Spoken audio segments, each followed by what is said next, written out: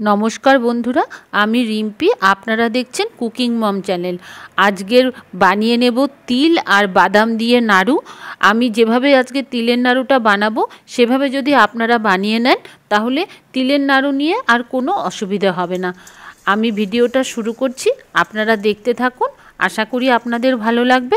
আমার ভিডিওটা যদি আপনাদের ভালো লাগে প্লিজ একটা লাইক করে দেবেন, আর আমার চ্যানেলের বন্ধু হয়ে পাশে থাকার অনুরোধ জানিয়ে আমি ভিডিওটা শুরু করছি। এখানে প্রথমেই আমি একটা কড়াই বসিয়ে দিয়েছি, আর পুরো রান্নাটা কিন্তু লো ফ্লেমেই করব। গ্যাসটাকে একদম কমিয়ে বসিয়ে দিয়েছি। 4-5 মিনিট ধরে বাদামটাকে ভেজে নিলাম। এখন বাদামটাকে নামিয়ে রেখে দিলাম। এটা একটু ঠান্ডা করে নিতে হবে। ততক্ষণে সেই কড়াইটা আমি একটু মুছে নিলাম, কারণ কড়াইয়ের মধ্যে বাদামের খোসা কিছু পড়েছে। এখানে আমি কালো তিল দিয়ে দিলাম 1.5 কাপ। এখন ভালো করে আবার 3-4 মিনিট ধরে তিলটাকে ভেজে নিতে হবে। তিলটা যখন ভাজা হয়ে যাবে তখন তিলের কালারটাও চেঞ্জ হয়ে যাবে, তিল দিয়ে খুব সুন্দর একটা গন্ধ বেরোবে। আর তিলটা ভাজা হলে পরে তখন একটু শব্দও হয়, একটা ছোট্ট অল্প, তখন বুঝে নিতে হবে তিলটা ভাজা হয়ে গেছে। নামিয়ে একটা প্লেটে রেখে দিলাম। আর এখন আমি আবার ওই কড়াইটা বসিয়ে দিলাম। কড়াইতে 2 টেবিল চামচ মতো জল দিয়ে দিয়েছি। এখন দিয়ে দিলাম 1 কাপ গুড়।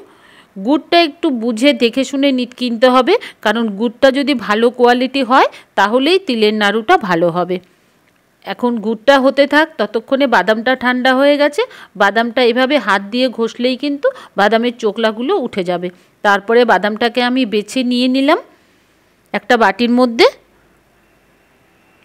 এখন বাদামটাকে আমি একটা মিক্সি নিয়ে নিলাম। বাদামটাকে একটু গুঁড়ো করে নেব, একদম কিন্তু মানে গুঁড়ো করে ফেলবো না, জাস্ট 2-1 বার চালিয়ে নিয়ে এসছি। একটু গোটা গোটা আছে, তিলের সাথে এটা মুখে পড়লে ভালো লাগবে খেতে। এখন দেখুন আমি গুড়টার কাছে আবার চলে এসেছি। গুড়টা কিন্তু এখন মোটামুটি মিনিট 5 মতো হয়ে গেছে জাল দেওয়া। এখন গুড়টাকে আমি দেখিয়ে দিচ্ছি। গুড়টা দেওয়ার পরে কিন্তু এক জায়গায় হয়ে যায়নি, গুড়টা জলে দেওয়ার পরই এক জায়গায় হয়ে যাবে। আর এরকম দেখুন এখনও কিন্তু গুড়টা তৈরি হয়নি। আমি যখন তৈরি হবে সেটাও আমি আপনাদের দেখিয়ে দেব। আরও কিছুক্ষণ আমি গুড়টাকে করে নিয়েছি। এখন দেখুন গুড়টাকে আবার জলের মধ্যে দিলাম। গুড়টা কিন্তু একদম এক জায়গায় হয়ে গেল। হাতে নিলাম যে এক জায়গায় হয়ে গেছে, একটা দলা পাকিয়ে এসছে।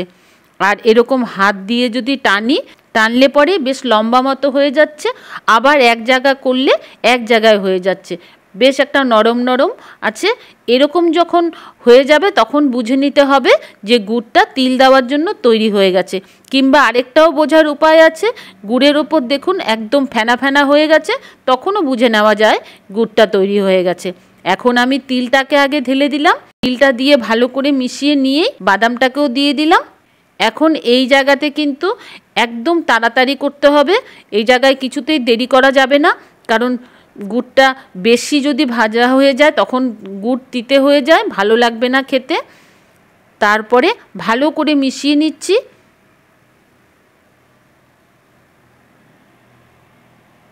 যখন এরকম দলা দলা হয়ে গেছে দেখুন, তখন আমি এখানে 1 চামচ ঘি দিয়ে দিলাম। এই ঘিটা দিয়ে দিলে তিলের মানে নাড়ুটার টেক্সচারটা খুব সুন্দর আসবে, একটা নরম নরম ভাব আসবে। ভালো করে আবার ঘিটাকে মিশিয়ে নিতে হবে। তারপরে আমি এটাকে নামিয়ে নেব। গ্যাসের ফ্লেমটাকেও অফ করে দিলাম। আর নিয়ে গিয়ে একটা প্লেটে ঢেলে দিলাম। দেখুন ঢালার সময় কিন্তু বোঝা যাচ্ছে বেশ শক্ত শক্ত হয়ে গেছে। এখন কড়াইতে যেটুকু আছে সেটুকু আমি আবার কাচিয়ে নিয়ে আসব। একটা চামচের সাহায্যে খুন্তির মধ্যে যতটা লেগেছিল সেটা আমি কাচিয়ে নিলাম। এখন হচ্ছে আসল কাজ, নাড়ুটা বানিয়ে নিতে হবে। এই তিলের নাড়ু কিন্তু ঠান্ডা হয়ে গেলে কিছুতেই পাক দেওয়া যায় না, তাই আমি একটুখানি জল নিয়ে নিলাম। জলটা হাতের মধ্যে লাগাবো, তাহলে গরম তিলটা ধরবো, তো তাহলে টেম্পারেচারটা একটু কমে যাবে। এভাবেই কিন্তু তিলের নাড়ু বানিয়ে নিতে হয়। আর এই সময় যদি আপনি মানে আপনারা নতুন মানে কোনো দিনও তিলের নাড়ু না বানিয়ে থাকেন, আজকেই বানাচ্ছেন, তাহলে এই সময় বড় কাউকে নিয়ে নেবেন। কারণ আমরা যারা অনেক দিন রান্না করি তাদের কিন্তু হাতের টেম্পারেচারটা মানে গরমটা আমরা অনেকটা ধরতে পারি, ছোটরা সেটা পারে না। তাই জন্য আমি বলছি এই সময় বড় কাউকে নিয়ে নেবেন। আর আমার দেখুন এরকম যখন মানে লাস্টের দিকে হয়ে গেছে, তখন আমি আর একটা মতো আর তৈরি করতে পারলাম না, এটা একদম ঝুরঝুরে হয়ে গেছে। আর আমার হাতটাও দেখুন গরম ধরেছি তো অনেকটাই লাল হয়ে গেছে। তিলের নাড়ু বানাতে গেলে এরকম হয়েই যায়। আর আমার একটা মতো বানাতে পারিনি, আপনাদের যদি দেখেন যে বেশি আছে বানাতে পারছেন না, তাহলে আবার কড়াইতে দিয়ে কড়াইটা আবার লো ফ্লেমে একটু গরম করে নিলেই কিন্তু তিলের নাড়ুটা আবার গলে যাবে, তখন আবার বানিয়ে নেওয়া যায়। এইভাবে একে একে আমি সব তিলের নাড়ুগুলো তৈরি করে নিয়েছি। আমি কিন্তু 1.5 কাপ তিল দিয়েছিলাম আর 1/2 কাপ বাদাম দিয়েছিলাম, এটাতে আমার এতগুলো নাড়ু তৈরি হয়েছে। এখন আমি যেটা ভেঙে দেখাচ্ছি সেটা কিন্তু একদম গরম আছে, তাই এভাবে ভাঙাতেই কিন্তু ভেঙে গেল। আর এখন আমি যেটা দেখাচ্ছি এটা অন্তত আধা ঘন্টা পরে দেখুন এখন কতটা শক্ত হয়ে গেছে।